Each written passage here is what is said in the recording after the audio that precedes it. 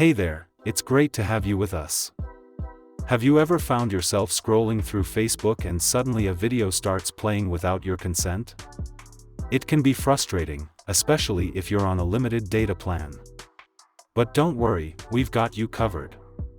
We'll show you how to disable autoplay videos on Facebook, step by step.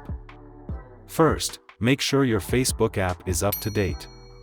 Then, open the app and tap on the three horizontal lines on the top right corner of the screen.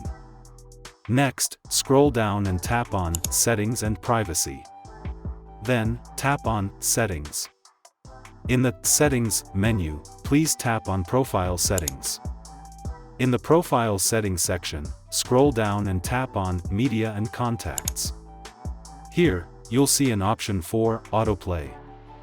Tap on it to adjust your autoplay settings.